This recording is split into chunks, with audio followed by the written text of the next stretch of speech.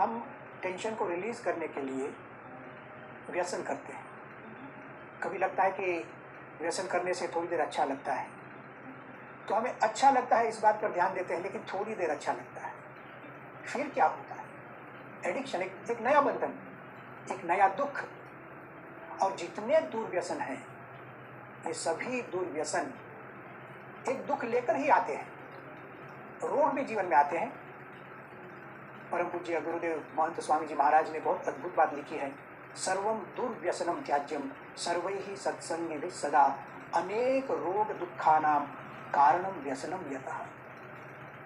यह जो व्यसन हम करते हैं, हाँ, हमारी इच्छा दुख से मुक्ति पाने की है। कुछ मजा नहीं आती है तो थोड़ी सी शराब पी लेते तो अच्छा लगता है, कुछ धूम्रपान कर लेते हैं, थोड़ी देर के लिए अच्छा लगता है।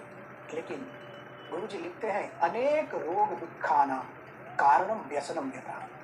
अब इससे अनेक रोग हो जाएंगे। एक तो दुख था, शराब पी ली, अब शरीर के रोग शुरू हो जाएंगे।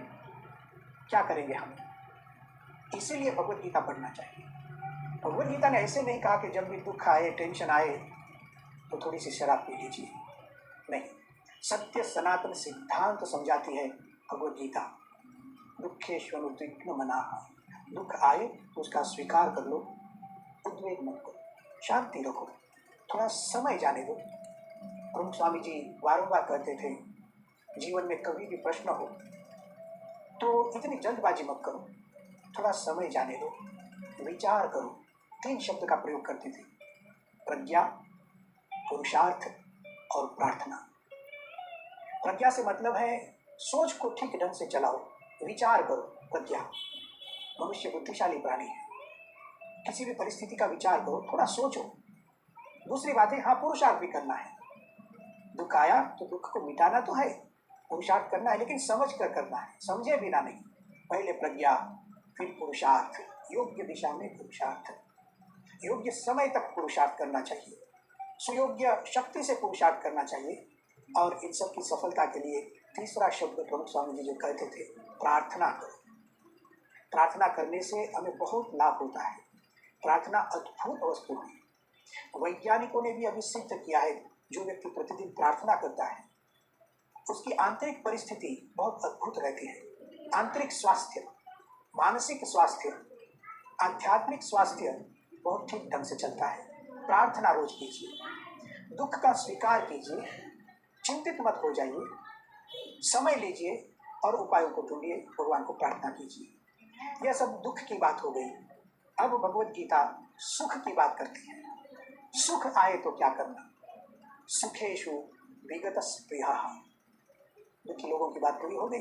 अब जिन लोगों के जीवन में सुख ही सुख है, जो भी बाहर से दिखता है सुख, रहने के लिए अच्छा घर, फिरने के लिए गाड़ी, देश विदेशों में जाए, सत्ता, कीर्ति, सब कुछ जिसको मिलता है, शरीर भी तंदुरुस्त जैसे लगता है, कोई रोग नहीं, इसको हम सुख मानते हैं।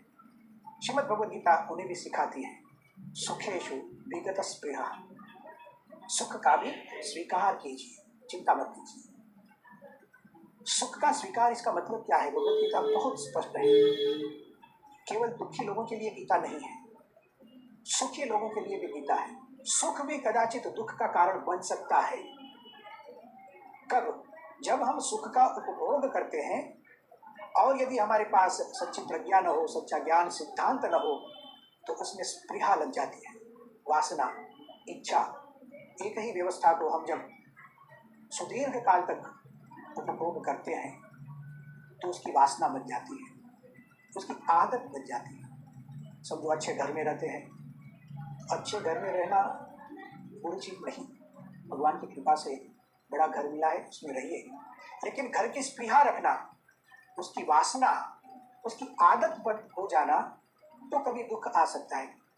क्योंकि आज तो इस घर में रहने का अवसर है, लेकिन कल कोई ऐसी परिस्थिति आ जाए जहाँ मुझे अच्छा घर भी न मिले, सोने के लिए कुछ बिस्तर भी न मिले, और उस वक्त यदि सुख का बंधन मुझे हो, सुख की स्पृहा, सुख की वासना, सुख की आदत, तो पुनः दुख होगा।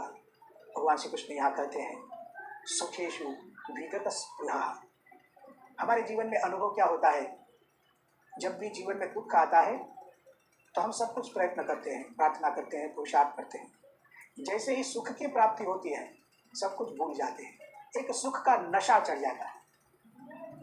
सुख में हम उपभोग करते हैं तो इतने सुख में लालचू हो जाते हैं, भगवान को भी भूल जाते हैं। कोई प्रार्थना की बात नहीं और ऐसे लगता है कि बस इसी सुख में मेरी जिंदगी पूरी हो जाएगी। स्मरण भी नहीं, भजन भी नहीं, कुछ नहीं। किसी ने लिखा है, दुख में सुमिरन सब करे, सुख में करे न कोई। सुख में सुमिरन जो करे तो दुख का एक कोई। अनुभव है जीवन का। जब भी दुख आता है तो भगवान को याद करते हैं। समझो हम प्रवास कर रहे हैं गाड़ी में बैठकर, जब बम्प आता है, अचानक गाड़ी उछल जाती है, हे भगवान, भगवान को याद करते हैं। जीवन में जब भी समझो कुछ हम बिजनेस करते हो, घाटा गया तो भगवान को प्रार्थना करते हैं, भगवान के मंदिर में जाते हैं, सब कुछ करते हैं। जैसे ही दुख चला जाता है, सुख में करे, सुख में भजन नहीं करते हैं। यहाँ कहते हैं सुख में सुमिरन जो करे, सुख में भी भगवान का भजन करना है तो दुख कहाँ से आएगा? भगवान के भजन से लाभ क्या होता है?